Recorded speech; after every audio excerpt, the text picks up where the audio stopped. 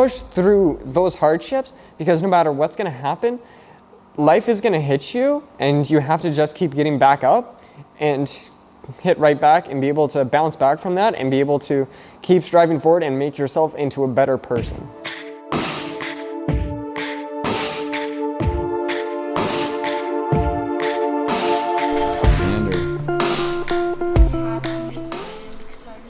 Happy and excited, Shay? Peanut butter and sandwich.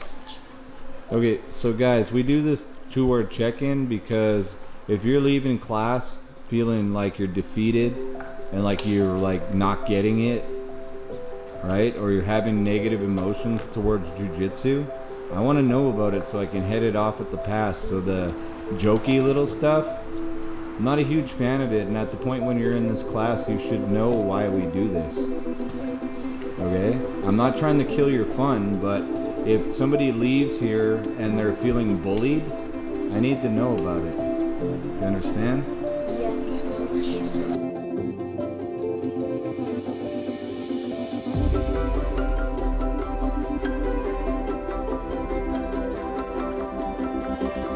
When you talk about it, it actually helps relieve that stress with the kinds of things. They would like shove me in lockers or like say rude things or make snarky comments or the punch in the back or slap in the back of the head in the middle of classes or throwing paper or getting very physically abusive as well as verbally, like swearing, threatening, death threats, threats on my families, that kind of stuff. It scares you and it makes you repress and try to get away from them, but it makes them feel good because they just keep driving to it and they keep targeting you until something finally snaps. And I still have a lot of anger that I bury towards people that did it. Some of them I've forgiven, other ones I haven't.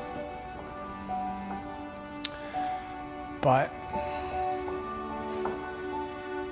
that's why it's corrosive, is that it just eats at you. One kid that was older than me, I was like, there was 2 sets of stairs, and then I was halfway down the long one that was leading down to the ground floor of the school, and he pushed me down it. I got slapped across the face and I had like a red mark here. They stole my bag once. I got punched by another kid that was older than me. I got pushed to the ground and then kicked on the side. Like, I didn't want to go to school, my grades started falling, it made me angry, it made me sad. Like, I would lash out at others when they would try to help me, and I lost a lot of friends because of that, which hurt me even more. After that day, when I broke down in class, I didn't cry for like 13 years. I refused to. Like, I would do anything to not. I would bite my lips, I would do anything to not show that physical weakness, which isn't in reality weakness, but in 14, it feels like it. Still feels like it. In the moment of the bullying, probably to like be strapped up in like a insane jacket with my arms like that, and then just like being tossed around like a piece of garbage that like you don't care about, and that's how it feels.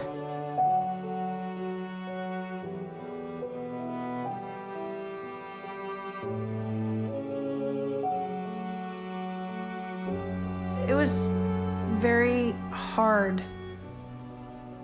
I don't know if hard is the right word. Devastating is more the word I think I would use, because I could see his potential and I knew how smart he was, yet he didn't feel that way because people were picking on him. And it eats at your self-confidence, and it eats at your self-love, and just eats away at everything, and it only leaves like a husk of the person that you could have been, or that you were, or your potential. I mean, people say that your potential is limitless, but it's only if you have a good foundation, and bullying, it eats away at that.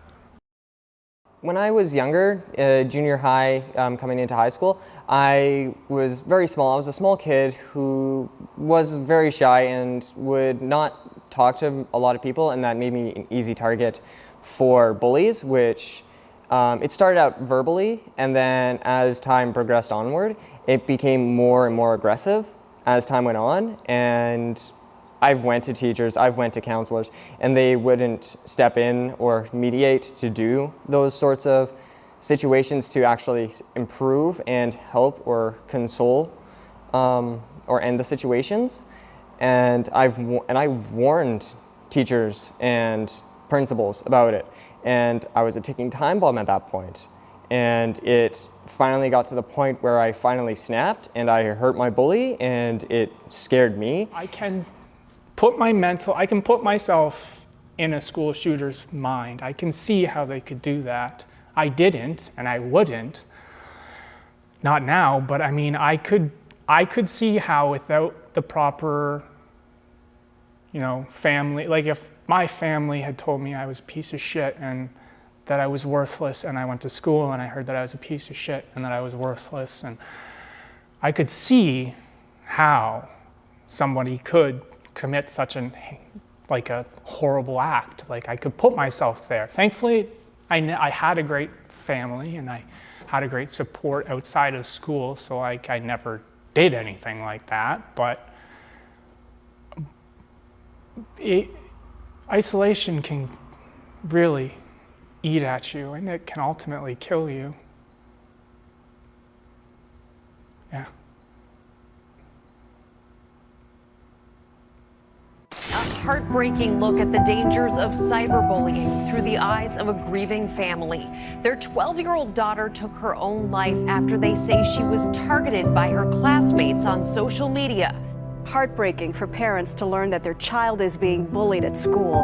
But for one family in Ohio, the taunting turned tragic when their son committed suicide. Now the parents say it's the school that's responsible for his death.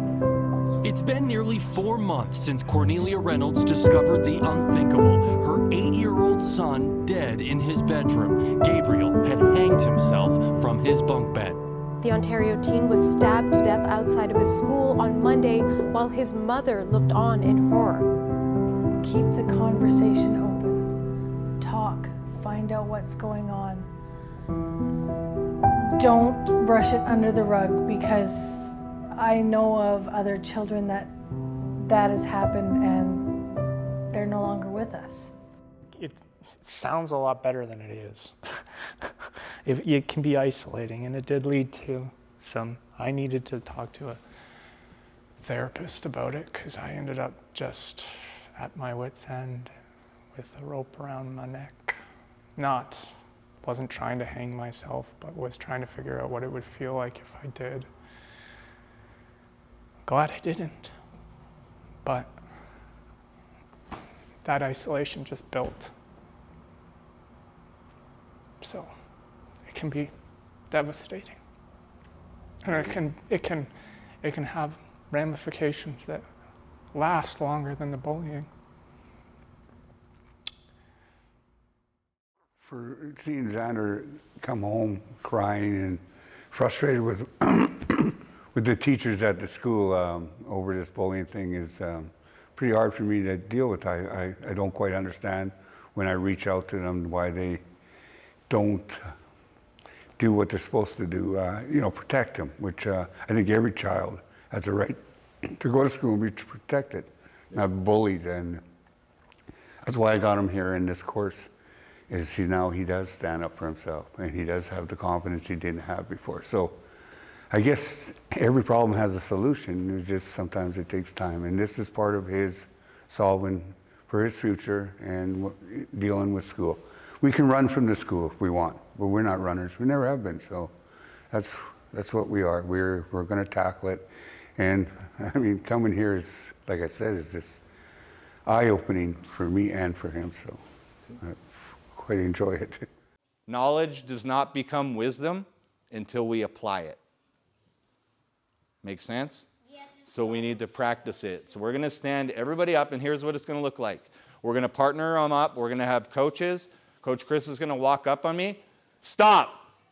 Right? My hands are up. Because if my hands aren't up, when we get into the next part where I defend myself and tackle, my hands are not going to be in the right place. These act as a fence. As soon as he comes over my fence, right, he's trespassing. He's in my territory. I'm taking it as a threat, and it's my responsibility to my parents, to my siblings, and to myself to defend myself.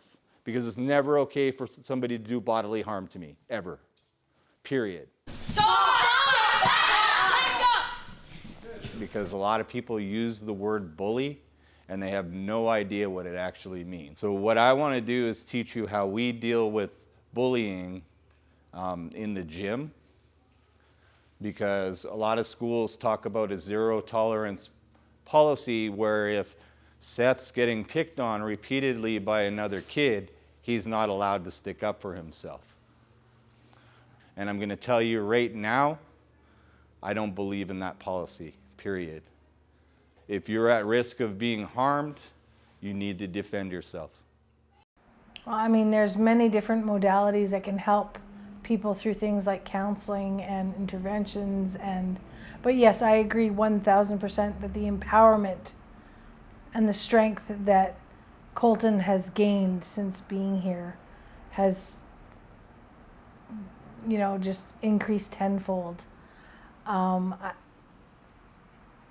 love how he feels so much stronger in knowing that he's not hurting somebody, he's just disarming them. I love how the smile he gets on his face when he talks about the gym, because SBG is one tribe, one vibe. I mean, this is where I'll get the tear in the eye.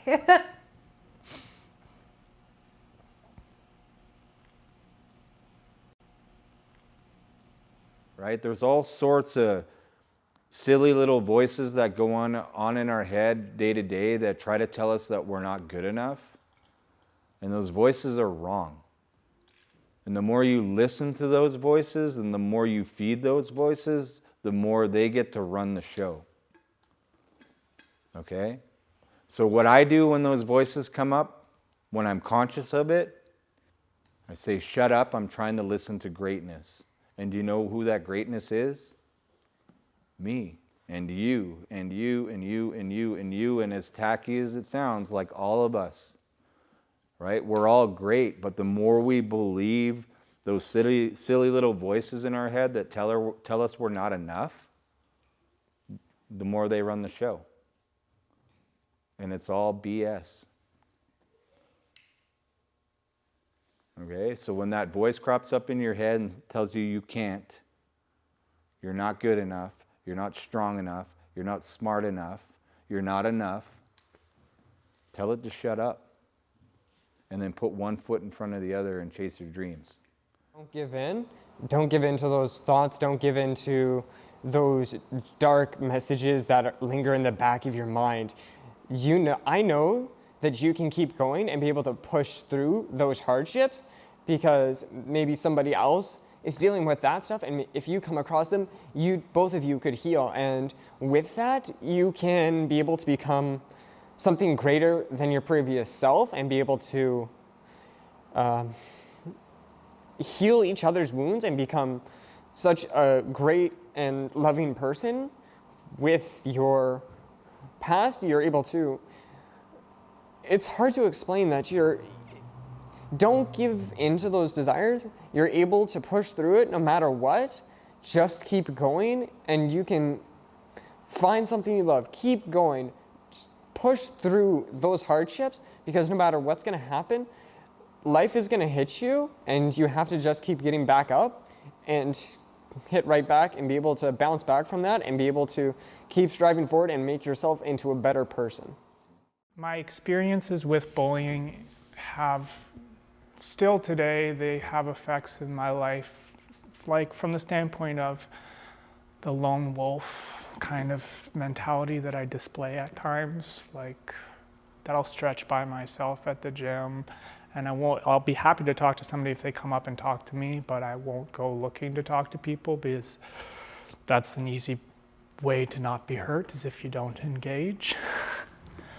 So I think that affects me from that standpoint, you know, and it's something that I like about the gym is that people are very friendly, so that I don't have to be as friendly because they will come up and talk to me. So, I mean, in some ways that's good, in some ways that's bad. It's good from the standpoint of like, it helps me now, but getting over it, it's not helping me get over it, right? You don't make the world safer, you make the person braver.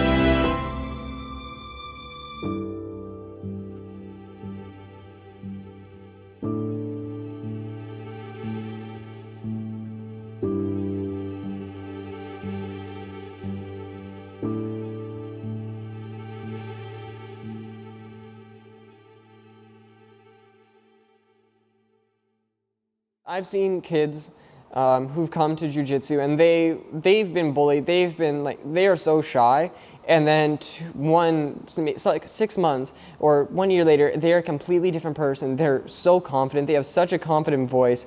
They've become such a good part of the community that when you look back, you can't believe that they were that kind of person before. If I could give someone advice, and assuming they don't do jiu-jitsu, I would say that you should go and take a combat sport, jiu-jitsu or boxing or wrestling. Join the wrestling team. If I could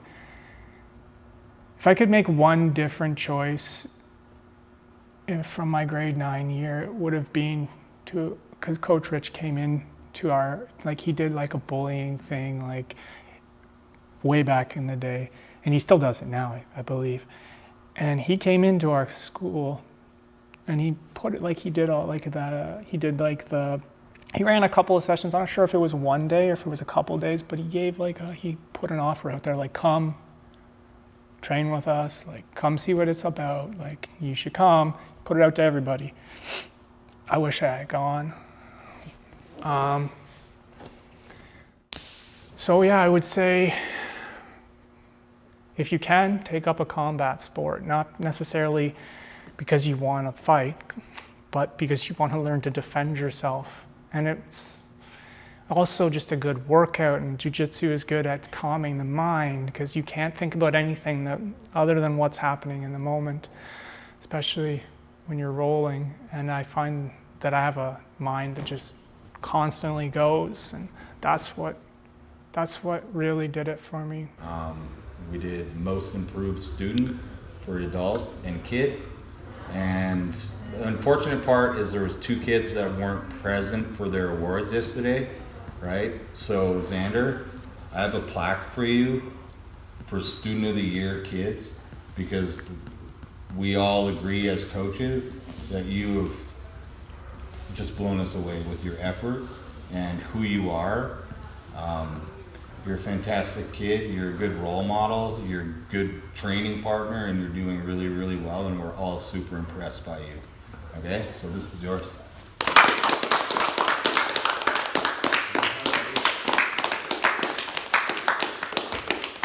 I would have liked to have given it to you at the party in front of the 100 people that were there, because you're definitely worthy of the recognition. That being said, I'm sure all of these guys agree. You're a fantastic training partner and a good dude. So, congratulations.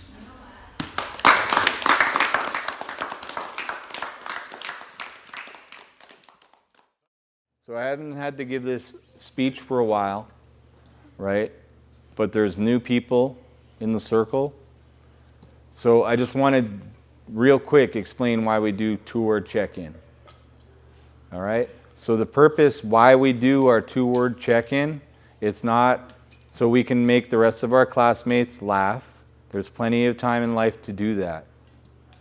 All right? The purpose of the 2-word check-in is so you can give me 2 feeling words based on how you feel in the moment. Because how we feel and recognizing how we feel and being able to communicate it is very important in any relationship. Right? So the sooner we practice,